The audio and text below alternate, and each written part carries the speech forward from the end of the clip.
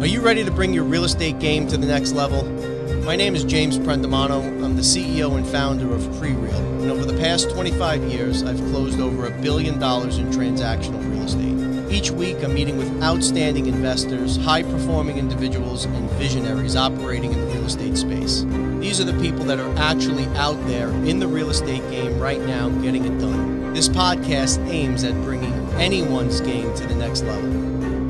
This is the PreReal Podcast. Welcome, everyone, to the show. We're joined today by Rafael Cortez. Rafael is the CEO of the Pulse Group. Rafael is one of these incredibly high-energy entrepreneurs that seems to have this drive that from a very, very young age has absolutely been out there killing it. And by the tender age of 23, seemed to have accomplished more than most people accomplish in a lifetime. So, Rafael, thank you so much for joining us today. James, it's a pleasure. Thanks for having me. Yeah, so this is the remix, folks. We had, for whatever reason, our Macs or the batteries are melting down. I don't know if anyone else is experiencing that out there, but we got everything teed up. It crashed and we had to reboot. So we're going to redo part one here. So, Raph. Twice the fun. Yeah, right. This is not norm, but why not? Let's get a little extra time together. So you're born and raised in Yuma, Arizona. And you're described as a second generation entrepreneur. Can you just speak to the audience about what you mean there? So I was raised by a single mom, and this is a border town. So I actually grew up in a border town, which is San Luis, a little bit further south of Yuma. But nobody knows that town. Everybody just kind of connects Yuma, right? Anyway, so it's a border town. She was a single, or she is she raised me as a single mom, and she set up her shop. So she had a mom and pop, like little grocery store in Mexico. So when I grew up, I grew up thinking that owning your own thing was that was a norm. That was a regular thing to do.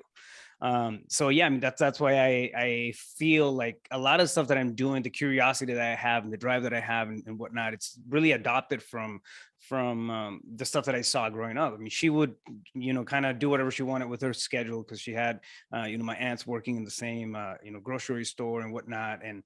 And she got to the point where she owned her options, right, in her little, sphere. And again, I thought that was the normal thing. So it, one way or another, you get conditioned, right, to think a certain way as you're growing up. And I think that was a big factor. Yeah. So also a product of a single mom.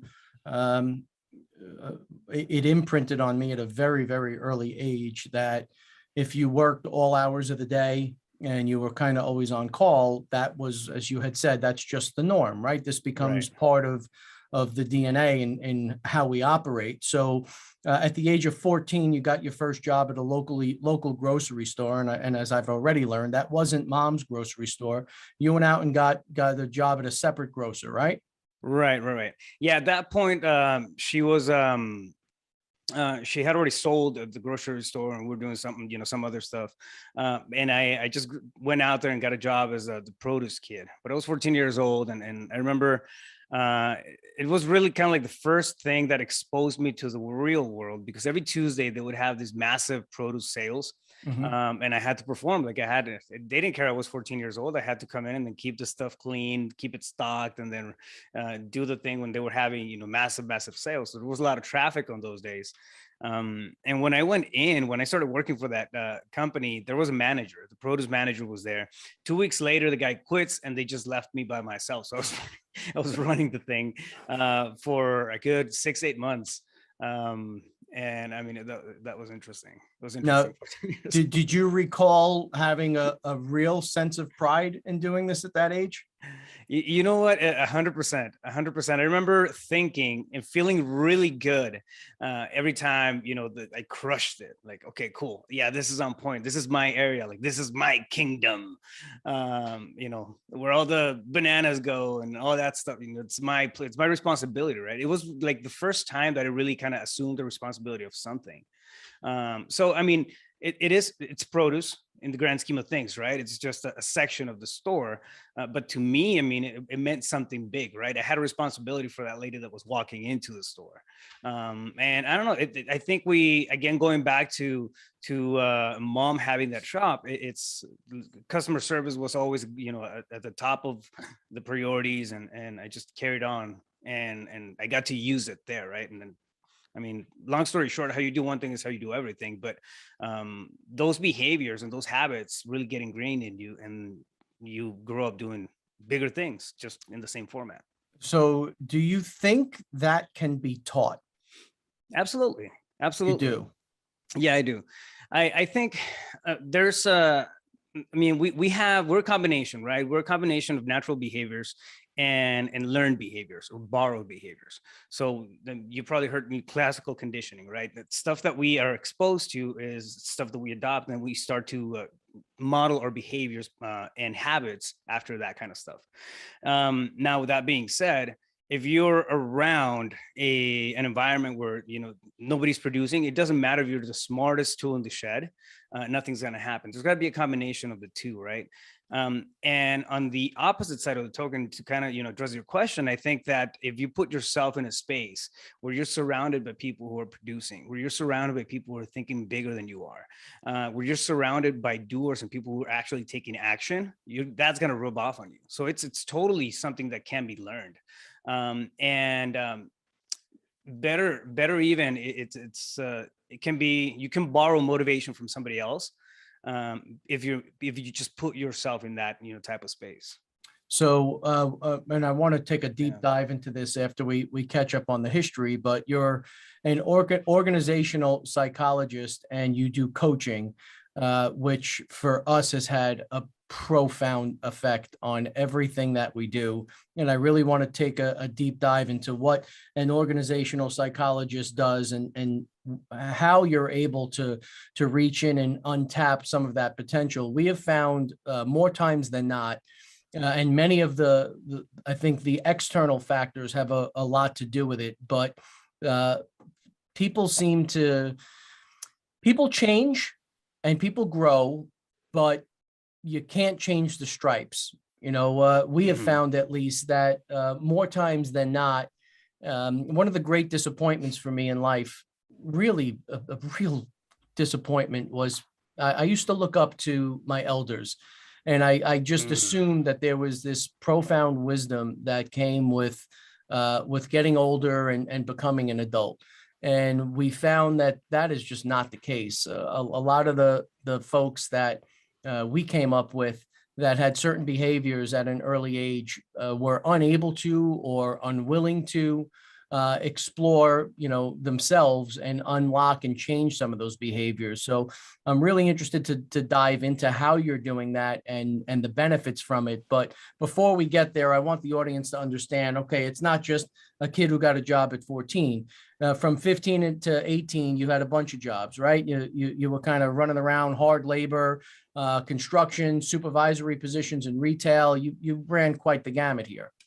Yeah, it was an interesting time. I mean, I feel lucky that I was able to put myself in and around people who were doing bigger things, right? So I was thinking, or I was conditioned to think like an older kid, not a 14-year-old kid. All my friends were like, the people who I was actually hanging out with were, you know, 17, 18-year-old kids. I was a police explorer. I became a police explorer, which is kind of like the Boy Scouts, but for the police department.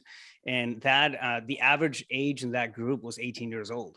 So that's the people who I spent most of my time with, right? You have 18-year-old kids, and then you have cops.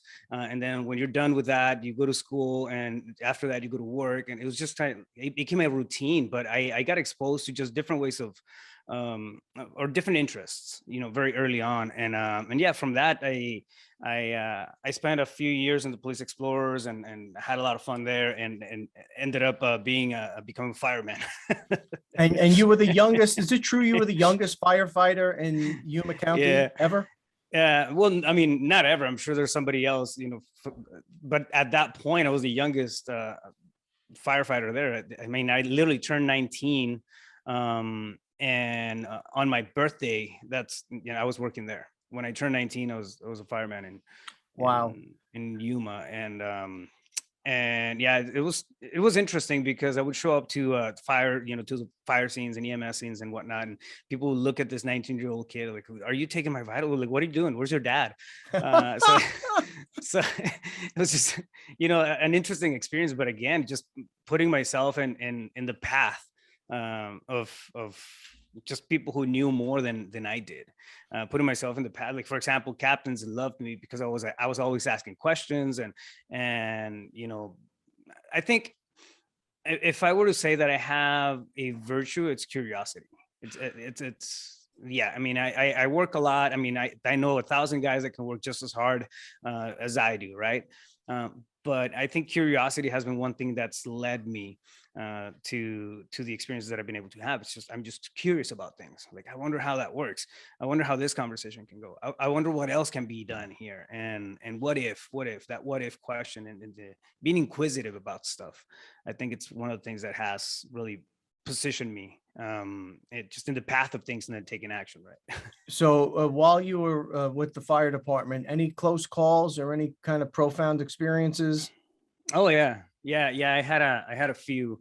One time I had a roof fall on my head. I had the helmet, actually. It's here. Let me pull it up. Give me a second. Yeah, sure.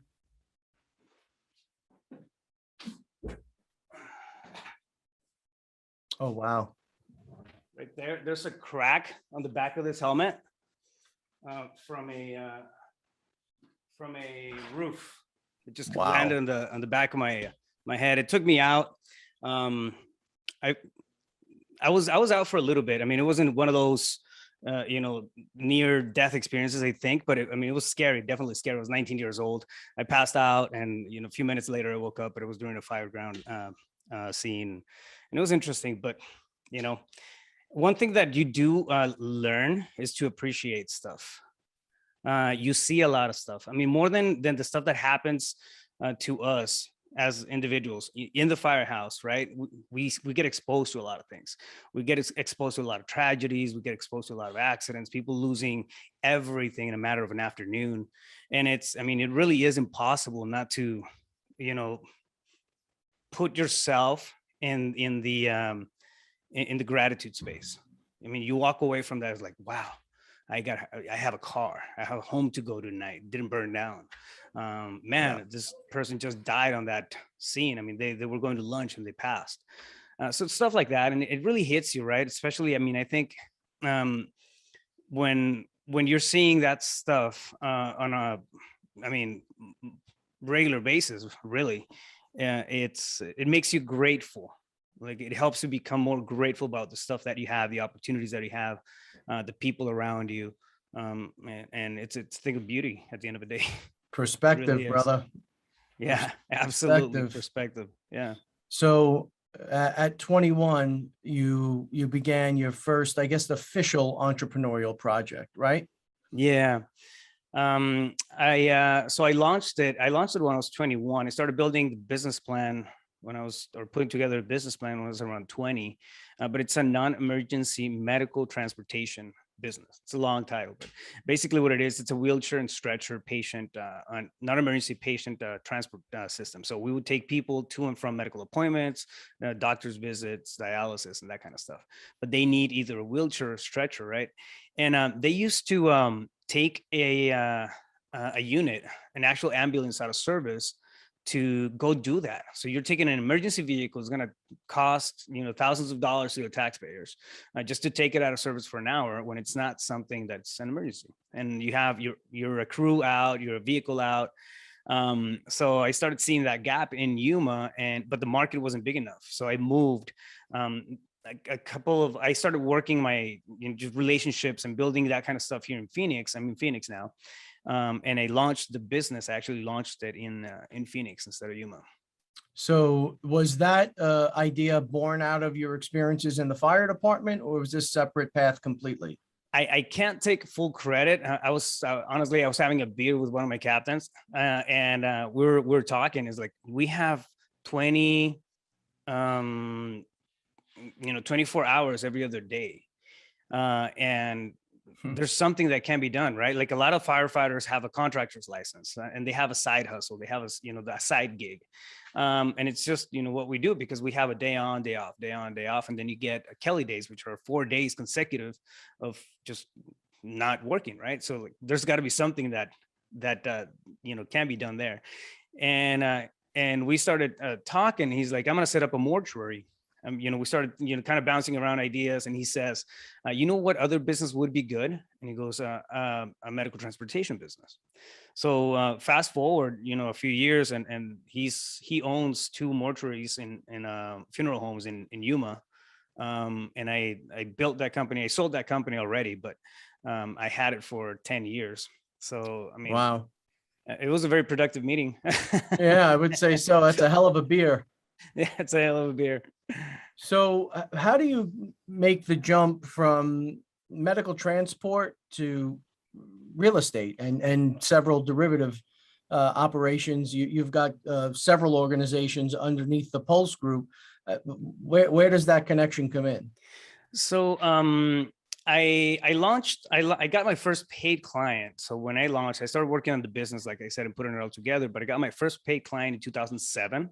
And that's when I, jumped into the transportation industry. I did well. I landed a couple of contracts with the government, and I grew the company. So by 2009, I had some cash just built from that, and I wanted to place it somewhere. I don't know a thing about real estate. I mean, I've heard that you come in and then fix. All I knew about real estate was the construction work that I had done prior, which was framing houses and then dropping concrete and that kind of stuff. I didn't know how any of it worked. So 2009, I was like, I'm gonna do a flip. I can swing a hammer. Let's just go ahead and take on my first flip. And the business started running, right? So it was, I had dispatchers, I had drivers, I already had a good solid, size fleet at that point. So I had some time on my hands to just do something else. And I went into real estate, did a couple of flips. And yeah, so 2009, 2010, prices were crazy. 2011, even you could buy properties for a fraction, like 10% of what you can buy them right now. So I did a few of those, and then I came across wholesaling.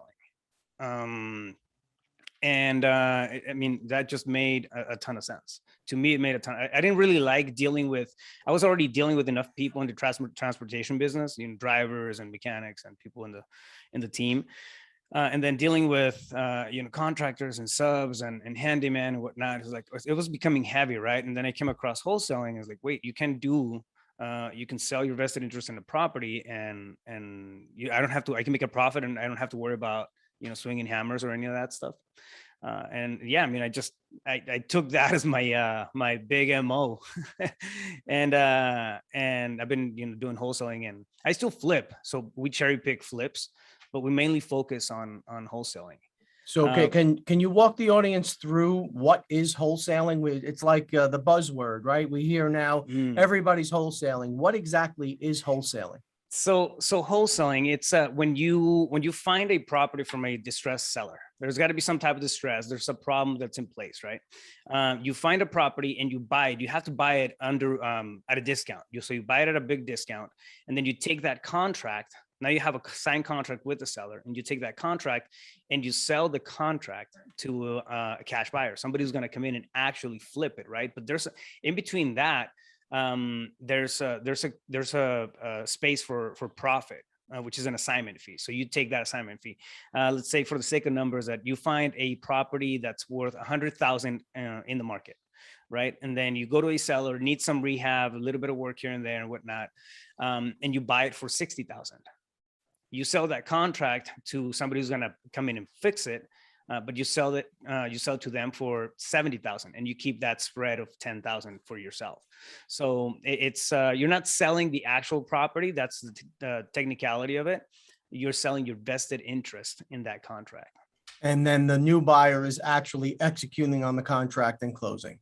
Exactly. So you use their money to close on that transaction. It's not if you do an assignment, you're not putting any money out of your pocket.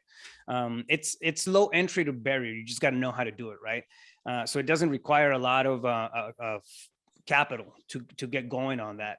And once you have a good system in place, you can, you can really create a machine that's pumping out leads, pumping out sellers.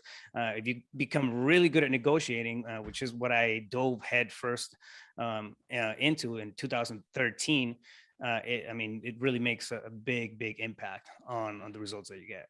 So. Sure. So in a very few sentences there, you described what I know, just being intimately involved in the business, is an extraordinarily complex accomplishment, right? To put together a system that is finding the opportunities, generating those leads, giving you the chance to go in and close those leads, making sure that you have the right contracts with the right language in it. And then you've got to work the other side of it, and you've got to find the counterpart that's willing to come in and step into your shoes, replace your deposit, and that they've got the right language in the contract so they can go execute on it. Right. How did you build an infrastructure like this without having significant experience in the market? Well, I went to YouTube University. I started listening to podcasts, and I get curious about something, and I get obsessed almost, to a point. So I did that at the beginning. I actually started listening to Sean Terry's podcast, Flip to Freedom podcast, and I think it was 2012. And I kept, like, when I was buying homes for fix and flip, I kept seeing assignment fees. I never questioned it. I didn't know what it was. Like, all right, just sell me the house. That's my price. That's, and I kept seeing assignment fees. And later I find out that, there's a middleman from the seller to me, right? And they're making that assignment fee. And a lot of times those were big fat assignment fees. You're talking $15,000, $20,000 markups. Long story short, I want to get better, and I go to a real estate seminar, a Rich Dad Poor Dad seminar. And they talk about wholesaling for about maybe 20 minutes. They really dive deep into it, or they kind of mentioned it, but it was just enough for me to get, interested, right? So what do I do after that? I leave. I start looking into it. That's when I come across all the podcasts, and I closed, I think 2 or 3 deals, wholesale deals after that. And it took me a couple of months, but I signed up on everybody's email list, right, for properties, and I get an email, and it's coming from Sean Terry. I'm on his mailing list, and he's looking for an acquisitions rep in Maricopa County. I was like, wait, I'm in Maricopa County. And at that point, I was kind of done with the transportation business. I wanted to sell it, and I was still doing both things. So I'm thinking, like, okay, I want to dive into this. I want to cut the learning curve. And if I can do it by going to work somewhere where I can get, trial by fire and really learn from the best, that's what's going to happen. And yeah, I met with them. He brought me on the spot. I ended up selling my company, a transportation business. I sold it a few months later, and I started running acquisitions. So I went from being my own boss to working for somebody, right? But there wasn't a goal to this whole thing. I wanted to learn more about it. I want to be more, in it, neck deep into it. So, long story short, I spent just under 3 years doing acquisitions for Sean Terry, and I got exposed to so many seller appointments. I was able to practice everything that I was learning. At that point, I went back to school, and I was working on my second master's degree in psychology. So I was doing a lot of things at the same time, but everything in my head was connecting, right? Everything in my head was, okay, psychology has a lot to do with sales. Sales, it's the backbone of having a good wholesaling business in place. And then you tie in business and my experience in building that other company and fine tuning processes and stuff like that. So it was all just kind of taking shape. From that point forward, is just like one thing kind of led to the other. I ended up, after I left Sean's company, I launched a brokerage. So I opened up a brokerage. I already had my real estate license at that point. And then set up I went back to doing wholesaling and then fixing and flipping and having that, which is Pulse Capital. So now I have Pulse Capital, Pulse Realty and Associates, and then CEO Pulse, which is my organizational psychology practice. So yeah, it's kind of like a big rundown of how it all came together. But the brokerage would have not had happened if I wasn't doing wholesaling. The opportunity just, came about because we monetize leads, right? So now we have leads, we have people that we're bringing in. What do we do with those leads if they don't want to do a wholesale deal? We push them over to the retail side. Yeah. So like this little ecosystem of yeah, real estate that's happening. yeah. So the thing I love most maybe about real estate is that no day is ever exactly the same, and there are several opportunities within the opportunities, right? There's a lot of different ways you can monetize this industry if you have all of the disciplines pulled under one roof. So if you could describe for the audience, you said you cherry pick some. What's the incentive, or what are the reasons that you landed on the wholesaling side instead of the full execution side? It's easier. Transactions are a lot faster. I mean, you can be in and out of a deal in 2-3 weeks, meaning that you get it locked up and then you find a buyer for it, you push it, you clear title, and then you get paid. And if you know how to negotiate deals right, I mean, you're talking big spreads. I think our average right now, our average spread is around $32,000 per deal. Which is, I mean, it's a good, healthy spread, right? We have a very specific way of negotiating deals and working it from both sides, on the seller side and on the buyer side. And at the end of the day, like, it still makes sense for the flip.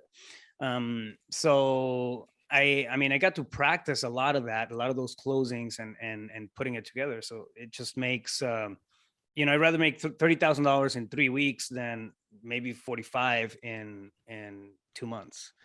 Right. So yeah, that's one of the things. Whenever we do have a deal that's okay, that it's like a wholesale type of stuff, we don't do full fix and flip, full gut jobs and remodel. It's not my wheelhouse. We're doing speed. So we go into deals for speed. We can come in and then rehab something in a couple of weeks and then put it out in the next couple of weeks and do a total hold time. Right now, the market's fast. So we'll hold the property for 2 months, 2.5, and it's gone, right? But if it's something like that, that's going to be relatively easy to do and it makes sense, the numbers make sense. Yeah, we'll absolutely do a wholesale on it or fix and flip it to ramp up the profits another $30,000-$40,000.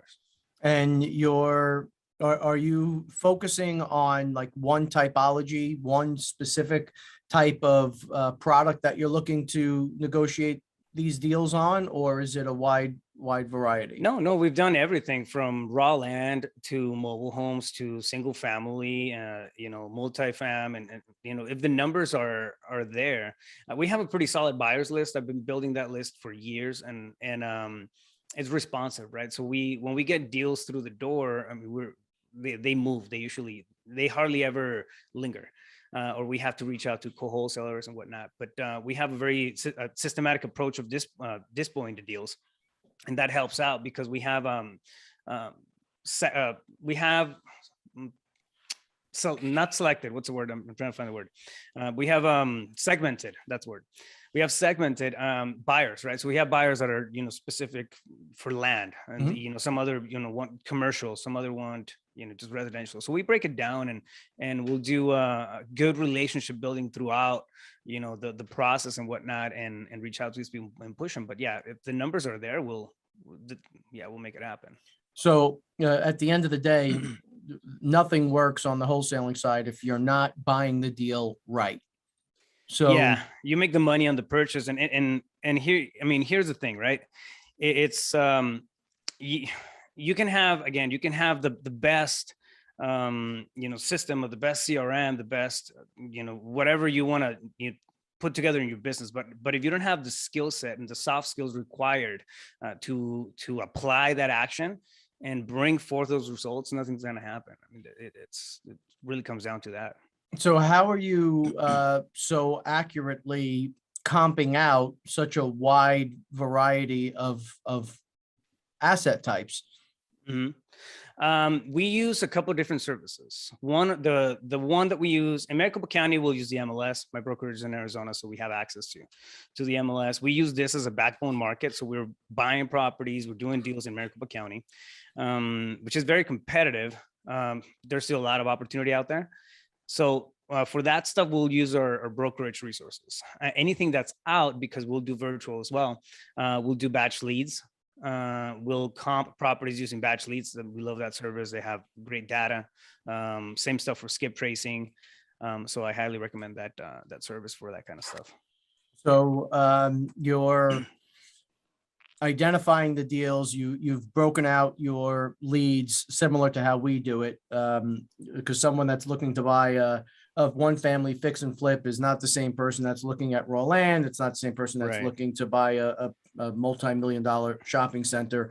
You're Right. targeting your lists as the typology fits. You're copying these things out through local resources and some third-party sites. Are you buying anything out of state, or is everything localized? No, out of state, we'll stick to wholesaling. We won't flip. I'm not holding out of state either yet. So it's just, I have different things in the burner. I'm building a software right now for it's a full operating system for wholesaling. So I'm caught in that project, and I have a couple other things going on. So outside will strictly, I mean, right now the model that we have is just push it. We'll assign the deal, double close on it, double escrows. So I don't know if there's a space I'm more excited for. We're also developing proprietary software. I feel like that is the one place where there's absolutely, it feels like unlimited opportunity and insane growth opportunity. Absolutely, I think so, man. I think there's a lot of stuff out there, but this is what happens, right? This is what happens. A lot of tools that we use as investors, a lot of them are put together by coders, right? They're put together by, I mean, the code is done by coders, but the actual infrastructure, the flow, the model of the business, the model of the software is put together by somebody who knows code. These people are engineers. They work well that way, but they haven't done the business. A lot of these people have no idea, how a wholesale transaction works, how, where the little gaps are going to be in, how a fix and flip works, and where, you're going to have deficiencies and you're going to have bottlenecks in the process. If you're sitting down and thinking theoretical about anything, right, you can write 3 books on that thing. Just by the stuff that comes into your brain, right? Ideas. But until you put it into practice and you're actually in the trench doing the work, that's what the real questions don't come up. And I think it's one of the big things that are that we're lacking in the space of technology, like in real estate specifically, right? In investments. So my thing, it's not going to be a lead generation thing. I'm focusing on operating system. I want and actually have it. I house the model. I house it inside Podio. So I have a Podio set up, and it really runs the entirety of my business. So I'm taking that and doing a standalone software. But you have to do a lot of stuff, you have to be in it consistently to fine tune, to be able to see how you can lean it out, how you can make it better and improve it. Right. And you can't see that if you're not in the business. So we're in a really unique time where there are those of us that grew up with enough technology. So we've got a good base. We understand it, but we've also been deal makers long enough where if your software does not fit into a deal maker's workflow, it will not get used, period.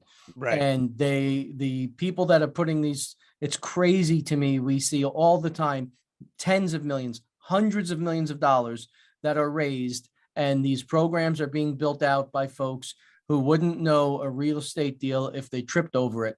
And while on paper, it sounds great and it feels like it's a wonderful solution, when you sit down and you actually try and interface at the speed and the tone and tempo of the way we operate in the business, they don't work. Yeah. It doesn't translate. So I see that quite a bit. And what my background, and especially because of my psychology background, business psychology background, is it's people and systems, right?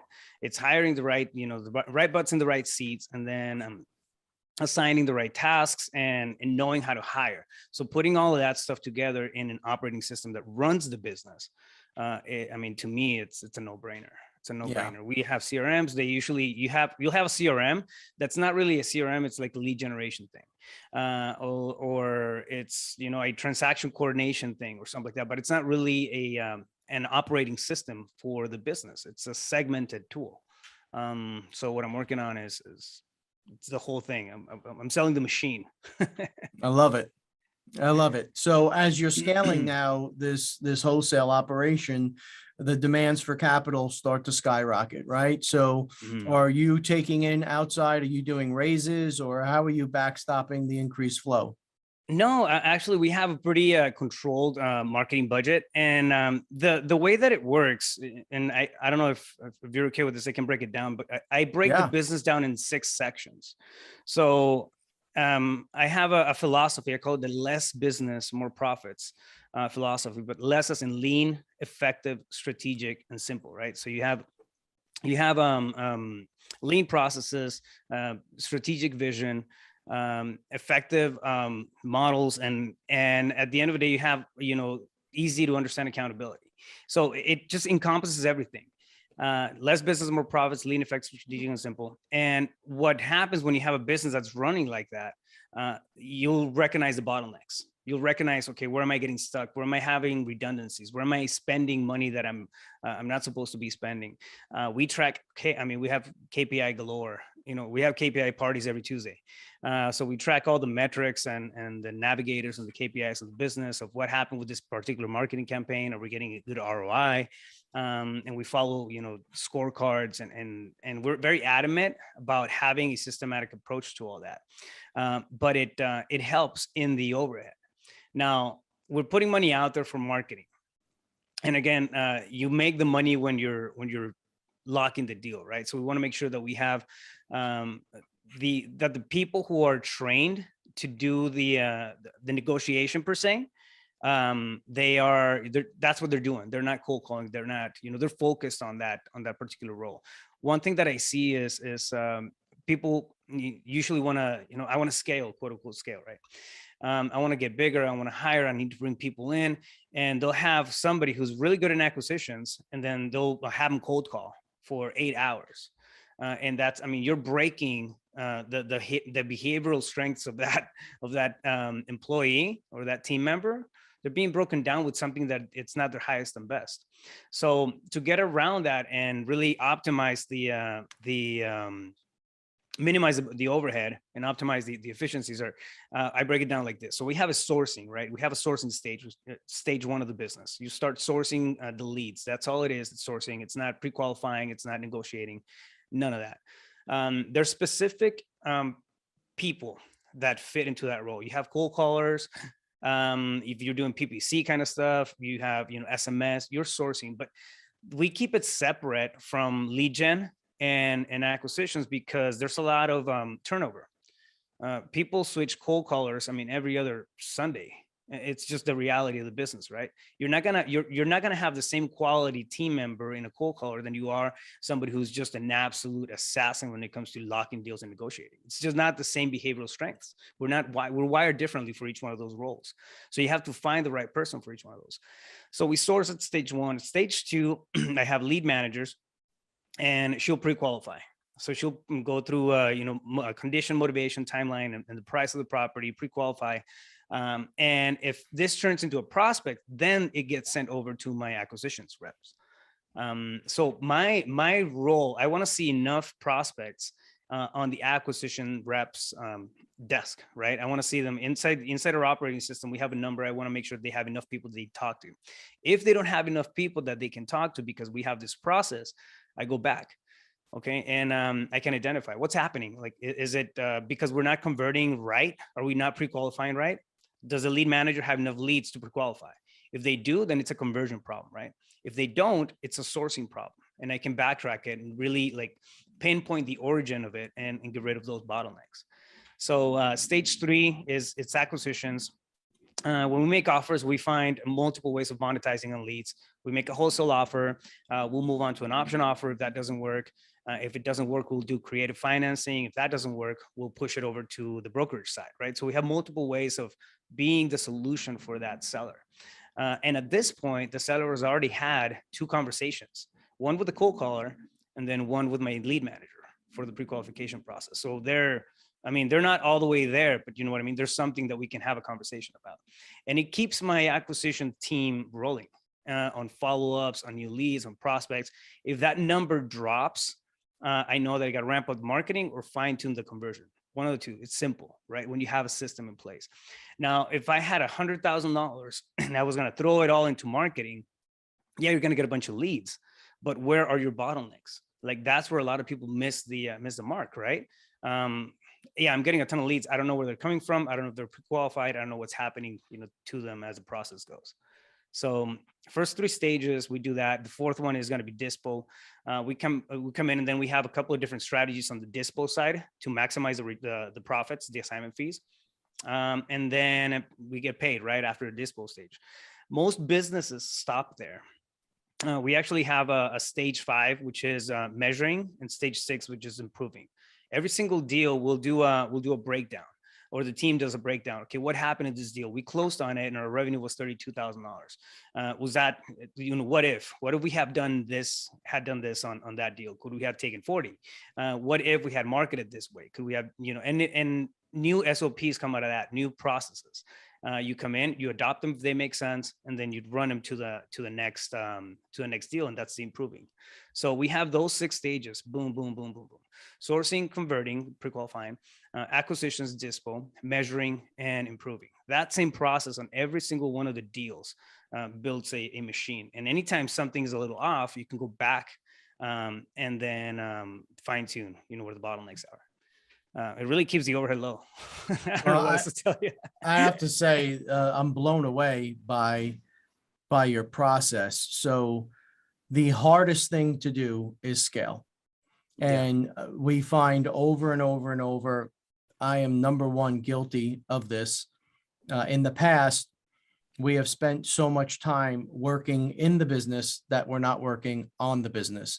Yeah. You have put immense energy on working on the business as opposed to in the business. And by that, I mean, when you're quickly rattling through this process and KPIs, key performance indicators, and you're looking at if there's a drop in leads, it's not just go throw a bunch of money at marketing. Which specific types of leads was the fallout? Why was the fallout? All of these incremental steps incredibly optimize the bottom line and make you incredibly efficient. How the hell did you get to a point where you were able to graduate from being in the business to on the business so quickly? Well, it wasn't that quickly, but I brought in Renee. He's my director of operations. He handles dispo, and I brought him in a couple of years ago. So I started. I never delegate anything that I don't want to say I'm an expert on, but I don't at least know enough about it to be dangerous in it. So I have to go through the process, and one thing that I'm really good at is documenting everything. As I'm doing things, as I'm doing new things, okay, this is how I did it. And I'll write it down. I'll do a quick little video about, about whatever it is that I'm doing. I can come back and now it's training material, right? But more importantly, you come back and then you revisit what you're doing. So it's having an active learning mentality and that curiosity. Okay, what if instead of asking for EMD of $5,000, what if I do, I don't know, $3,000 EMD and a shorter close of escrow? Does that improve my, length of a deal? That kind of stuff, and just playing with it, fine tuning it. So again, something happens, something, works, you take it, you adopt it, and then you drop it into your SOPs, your standard operating procedure. So your business model, but having a good process in terms of protocols and what to do.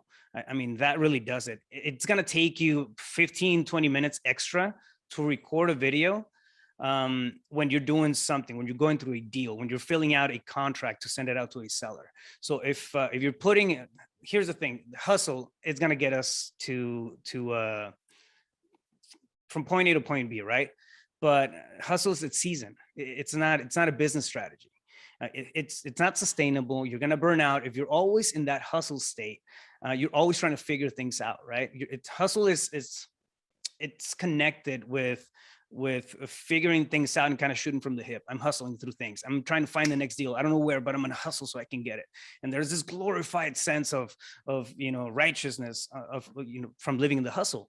which is all fine and dandy for the first couple of years. Why? Because we need that vibe, we need that traction, we need that energy, we need that, that thing to just propel us and push us to, forward, right? So having a hustle a mentality is a good thing. I'm not saying it's a bad thing. I'm just saying it's not sustainable.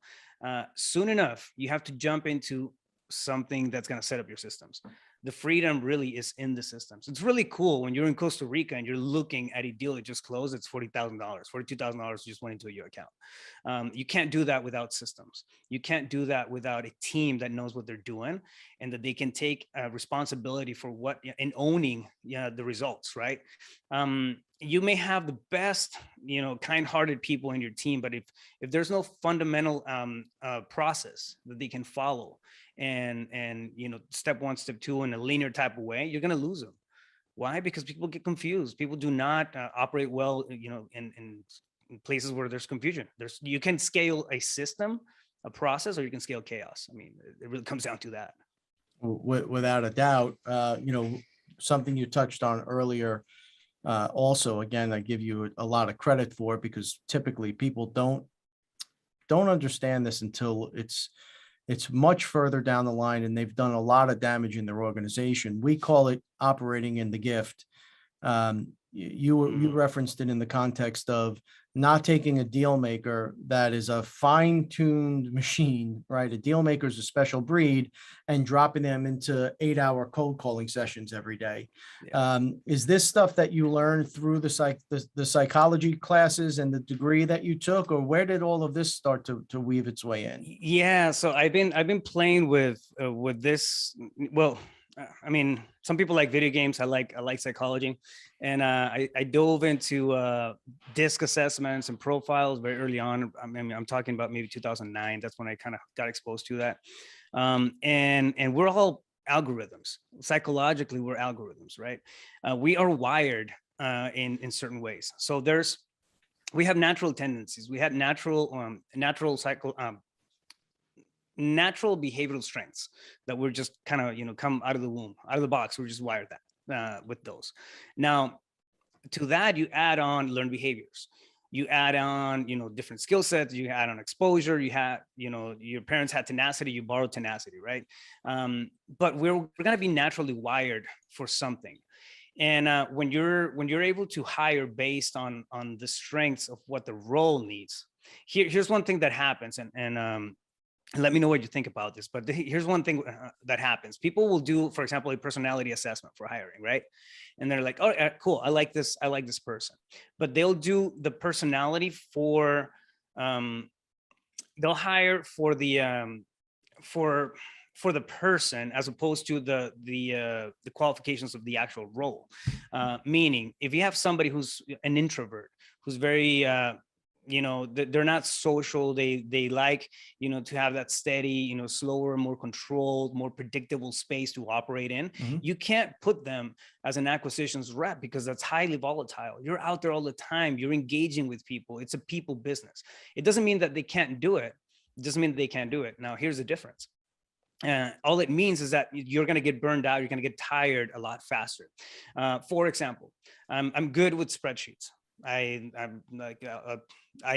really good at creating the fancy ones with the the graphics and then doing all kinds of tricks. I've just been working on spreadsheets forever, but I know that I can only handle spreadsheets for maybe 2 hours at a time, and then I'm fed up. I'm like, oh, the hell with this. I need a break, right? Because I'm adapting my behavioral style to the analytical side, and it's not my natural strength.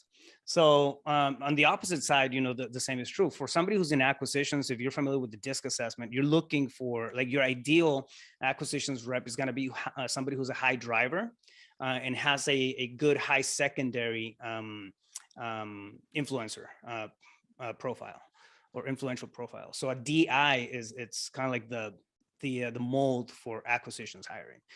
Your profile is different for lead management. Your profile is going to be different for dispositions. You don't need the same behavioral traits or strengths, right? So if you're able to kind of see that and hire based off of that, and then to that you add attitude, and you can train for skill when they already have that wiring. I mean, things just flow better. The attrition that I have is really, we don't have attrition in the business. I mean, we have people that come in and they stay for a long period of time. It's just attrition drops. I started doing the same thing in the transportation business. And just to kind of paint a picture, usually the average attrition rate, meaning somebody quits, comes in and quits after 3 months in that industry as a driver, just driving all day long, people in wheelchairs. So 3 months, my attrition rate was 3 years. That's a retention. That's how long people stayed. But I was hiring based off of, those strengths. Okay, this person fits this role. So are you doing those assessments pro Ds on the way in, or are you doing this on your own? Who's evaluating? Because that's a hell of a skill set. Who's doing that evaluation? I do. So I built in the operating system that I have for my company. I built just hiring applications, right? And there's questions in there. There's short, brief questionnaires that give me highlights of what these people are, and I get an idea of that. And then I have a couple of other hiring questions in there that they're important just to know information. And then you're almost like fact checking some of the stuff they're saying as you're hiring them. So that tells you quite a bit. So we do that within. Also on the, but each one of the roles, like for example, the roles are defined in the coaching program that I have. The roles are defined, so we know what to look for. We know where to go get the test or the assessments from. If you're not the person that can do it on the fly, that's fine. There's still assessments that can give you a good insight of where they're at. Now, the coaching program that you've put together, is that specific to wholesaling, or is it for other business opportunities as well? No, it's specific to wholesaling. However, the structure works. So once you learn we focus on wholesaling, getting to that first deal and then ramping up from there, different stages of business, that sort of thing, right? So we focus on the how to get the deal in. It's all instruction. It's pragmatic information. Step 1, 2, and 3. It's very linear. So do this and now do this. Now do this. Now there's no ambiguities. It's a process, right? That when you have that process down, you can take the same framework, and I have that same framework, and I'm running my brokerage with it.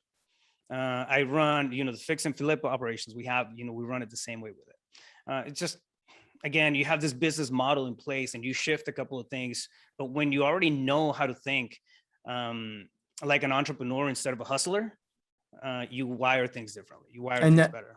And now in your course, you're offering all of these different steps and the infrastructure and how to do all of that? Yeah. So we break it down. We get really detailed on like individual businesses and people, especially, not everybody's ready to hire right out of the gate, but the time comes, and the time comes really, really fast. So it's important to know how to do it when you get ready for it. And that's what we do. We break it all down. So everything's laid out, but we also have group coaching calls every single week, and we break down scenarios and believe it or not, we tackle a lot of the psychology and the mindset on the real estate training calls. Oh, I believe it. I have to tell you, Rafael, I'm very impressed at the operation that you've put together and how pragmatic you've been in building it step by step. I know how difficult it is. And I really give you a lot of credit. By far and away, people talk about mindset coaching and people talk about the buzzwords, but to see it in practice at this level is pretty damn impressive, man. You should really be proud of what you put together. I think it's amazing. Where do folks find out more information? Thanks, I appreciate it. So I'm pretty active on Instagram. Somebody wants to shoot me a message, DM or whatever. Rafael Cortez, CEO. That's my handle, and you can find me everywhere as Rafael Cortez, CEO. YouTube, I post a lot of content on YouTube. I have a podcast on entrepreneurship, series on wholesaling, where I break it all down. I just give strategies and tactics on how to do real estate wholesaling, and I do a lot of videos on mindset and just entrepreneurial principles as well. That's a YouTube channel, yeah. Again, I'm real impressed, and that doesn't happen very often. You've really got this on lock, man. Congratulations on the success. I'm excited to see where you go next, and we'll certainly be in touch. Thank you so much, man. I appreciate you having me and then giving me the opportunity to come and talk to your audience. It's been a blessing. Yeah, I appreciate the time. As always, everybody out there, please stay safe.